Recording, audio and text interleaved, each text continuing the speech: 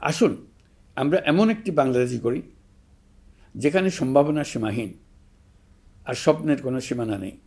গত 18 মাসে ক্রমান্বয়ে এদেশের মানুষের মধ্যে গণতন্ত্র, একটি কল্যাণমূলক শাসন ব্যবস্থা, বাক স্বাধীনতা, ক্ষমতাকে প্রশ্ন করতে পারা, সমালোচনা করতে পারা, জবাবদিহিতায় আনতে পারার যে চর্চা শুরু হলো, উৎসবমুখর পরিবেশে নির্বাচন আয়োজন করে জনগণের অধিকার নিশ্চিত হলো, এই ধারা যেন কোনো রকমেই হাতছাড়া হয়ে না যায়।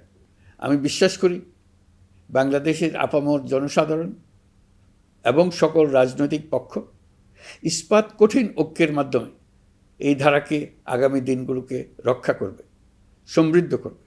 অধিকারের বিষয়ে, দেশের স্বাধীনতা সার্বভৌমত্বের বিষয়ে পরবর্তী প্রজন্মের জন্য একটি সুন্দর বাংলাদেশ গড়ে তোলার প্রত্যয়ে দৃঢ় থাকতে হবে। দলমত, ধর্ম, বর্ণ, নারী পুরুষ নির্বিশেষে সবাইকে আহ্বান জানাই একটি ন্যায়ভিত্তিক, মানবিক ও গণতান্ত্রিক বাংলাদেশ গড়ে তোলার সংগ্রাম অব্যাহত রাখতে। এই আহ্বান জানিয়েই আমি অত্যন্ত আশাবাদের সঙ্গে আজ আপনাদের কাছ থেকে বিদায় নিচ্ছি। দেশের শিশু, কিশোর কিশোরী, তরুণ তরুণী, ছাত্রছাত্রী, নারী পুরুষ, নবীন প্রবীণ, আমার দায়িত্ব থেকে বিদায় নেবার এই প্রাক্কালে আপনাদের সকলের প্রতি আন্তরিক ধন্যবাদ জানাচ্ছি।